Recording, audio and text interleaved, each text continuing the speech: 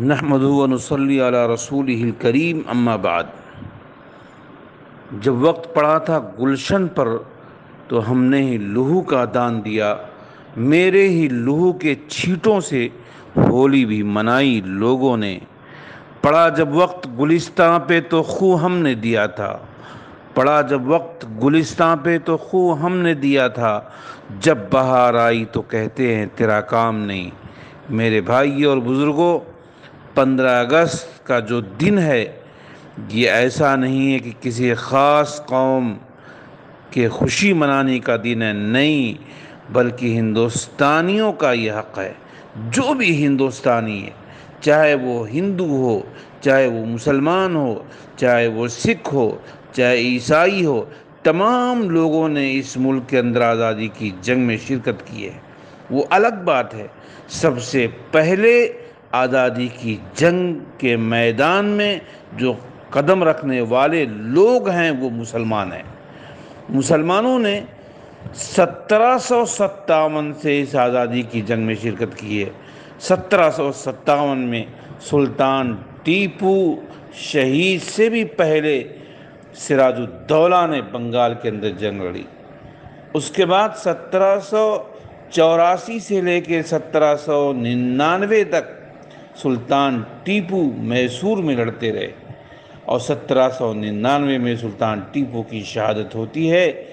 ان کی شہادت کے بعد انگریزوں نے بہت خوشی منایا اور یہ اعلان کیا کہ آج سے یہ ہندوستان ہمارا ہے۔ پورے ہندوستان میں بہت مایوسی کی کیفیت تھی۔ ایسے ماحول میں اللہ جزائے خیر دے، حضرت شاہ ولی اللہ محدث دہلوی رحمۃ اللہ علیہ کے فرزند حضرت شاہ عبدالعزیز محدث دہلوی رحمۃ اللہ علیہ کو، جنہوں نے 1803 میں جہاد کا فتویٰ دیا اور یہ کہا کہ ہندوستان میں آزادی کی جنگ لڑنا اور جہاد کرنا فرض ہے۔ یاد رکھیے گا، جو ہندوستان کو آزادی ملی ہے یہ فتوے جہاد کا نتیجہ ہے۔ 1803 کے بعد سب سے پہلے جو آزادی کی جنگ لڑی گئی وہ 1831 میں لڑی گئی، اس کے بعد 1857 میں لڑی گئی، اور اس کے بعد آزادی کی جنگ چلتی رہی، جس میں مسلمان، ہندو، سکھ، عیسائی سارے لوگ شریک ہوتے رہے۔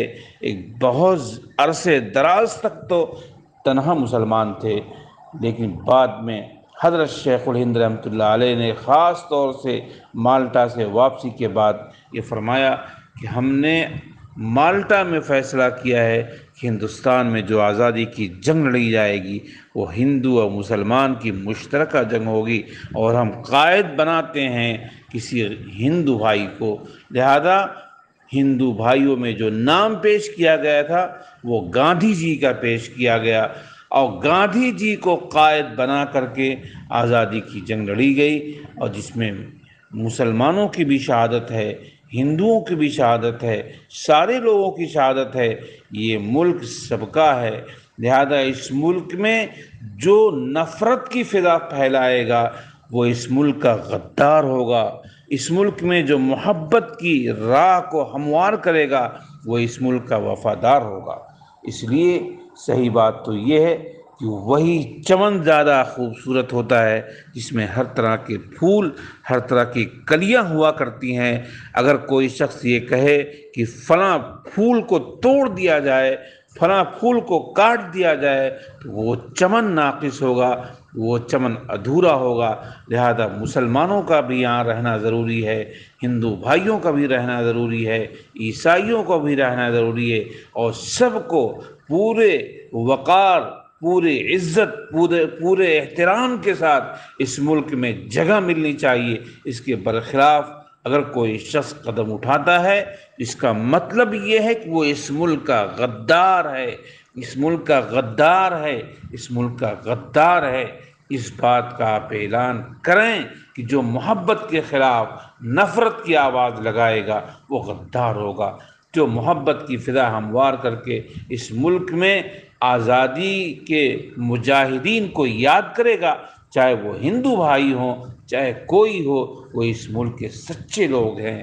اللہ ہم سب کو تمام کے تمام مجاہدین کی قدردانی کی توفیق عطا فرمائے، اور ہم اس بات کا عزم رکھیں جیسے کل ہمارے ملک پر غیروں کا قبضہ ہوا تھا تو ہندو مسلمانوں نے مل کر کے اس کا مقابلہ کیا تھا۔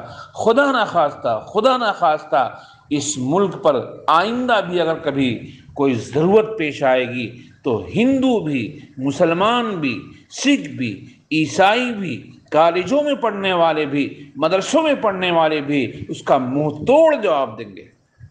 اس بات کا عزم ہے، اور انشاءاللہ اللہ تبارک و تعالی ہمارے اندر حوصلہ پیدا فرمائے گا۔